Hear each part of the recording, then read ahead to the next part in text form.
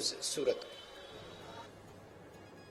અમદાવાદના કાંકરિયા વિસ્તારમાં 75 લોકોને ફૂડ પોઈઝનિંગની અસર થવા પામી છે। કાંકરિયા પિકનિક હાઉસમાં યોજાયેલા એક કાર્યક્રમમાં જમ્યા પછી લોકોની તબિયત લથડી। લગ્ન પ્રસંગમાં જમ્યા પછી લોકોને ઝેરી અસર થઈ હતી, તો ફૂડ પોઈઝનિંગ થતા લોકોને હોસ્પિટલમાં દાખલ કરાયા હતા।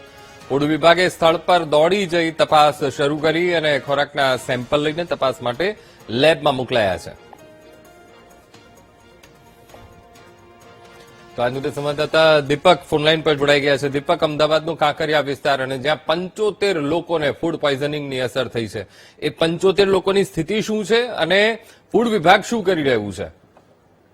હાલ તો જે આ તમામ લોકો છે કે જેઓને આ ઝેરી ખોરાકની અસર થઈ હતી, તમામ સારવાર લઈ અને ઘરે રવાના થયા છે। મહત્વની બાબત એ છે કે કાંકરિયા પિકનિક હાઉસ ખાતે થયાપુરના એક વ્યક્તિ લગ્ન પ્રસંગનો સમારોહ યોજાયો હતો। લગભગ અનેક લોકો જે છે તે ત્યાં પહોંચ્યા હતા। બિરયાનીની જાયફત માણ્યા બાદ આ તમામ લોકોની તબિયત બગડી હતી।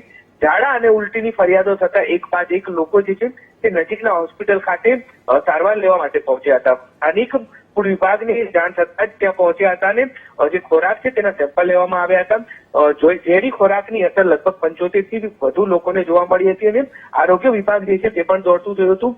ફૂડ વિભાગ દ્વારા ત્યાંથી જે ખોરાક જે જમણવારની અંદર પીરસવામાં આવ્યો હતો તેના સેમ્પલ લઈ અને લેબોરેટરી ખાતે મોકલવામાં આવ્યા છે। એટલે કે લગ્ન પ્રસંગની અંદર જમણવાર બાદ લગભગ 75 થી પણ વધારે જેટલા લોકો છે તેમને અસર જોવા મળી હતી અને હાલ તે લોકોની સ્થિતિ સારી છે। જી બિલકુલ દીપક, સમગ્ર માહિતી સાથે જોડાવા બદલ આપનો આભાર।